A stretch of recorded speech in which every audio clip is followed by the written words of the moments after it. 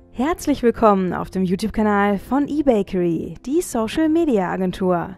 In dem heutigen Video stellen wir euch das ganz neue Instagram-Feature Co-Autor vor, das ab sofort zur Verfügung steht und mit dem ihr gemeinsam mit anderen Accounts Feed-Posts erstellen könnt.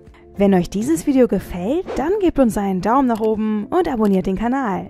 Endlich launcht Instagram ein Feature, das von vielen Usern schon lange ersehnt wurde. Die neue Funktion trägt den Namen Co-Autor und ermöglicht es, dass User gemeinsam einen Feed-Post teilen. Mit Hilfe des Features kann ein Konto ein anderes einladen, Co-Autor seines Beitrags zu sein. Willigt das andere Konto ein, erscheint der Feed-Post unter beiden Kontonamen, die in der Kopfzeile des Beitrags zu finden sind. Das heißt, der Post wird gleichzeitig jeweils separat in beide Feeds der zwei Accounts geteilt. Beide Konten können dabei die Insights, also Aufrufe, Likes und Kommentare des Posts einsehen. Das Feature kann für Bilder, Feed-Videos und sogar Reels verwendet werden. Angekündigt wurde das neue Feature via Twitter vom Head of Instagram selbst, Adam Mosseri.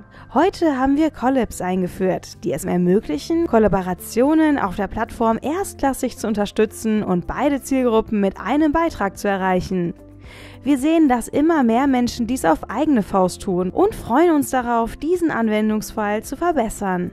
Das neue Feature Co-Autor wird besonders die Zusammenarbeit zwischen Influencern und Brands vereinfachen und bietet außerdem mehr Reichweite für Kooperationen. So bekommen besonders kleinere Marken, die mit großen Influencern zusammenarbeiten, eine neue Dimension von Reichweite für einen Beitrag.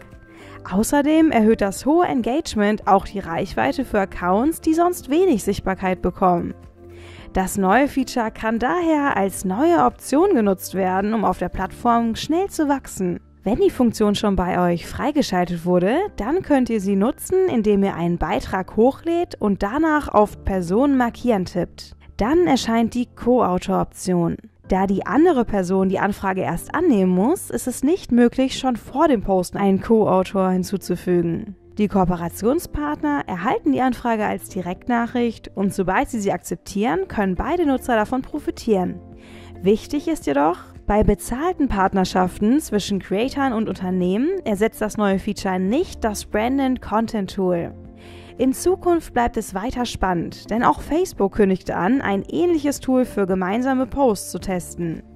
Dieses soll sich besonders auf Videobeiträge beziehen. Da Facebook und Instagram immer mehr miteinander verbunden werden, könnten bald vielleicht sogar Posts auf beiden Plattformen als gemeinsame Beiträge geteilt werden. Was haltet ihr von dem neuen Co-Autor-Feature? Schreibt es uns doch mal in die Kommentare. Wenn euch dieses Video gefallen hat, dann gebt uns einen Daumen nach oben und vergesst nicht, den Kanal zu abonnieren. Bei weiteren Fragen schreibt sie in die Kommentare oder wendet euch direkt an die Experten von eBakery. Viel Erfolg wünscht euch euer eBakery-Team.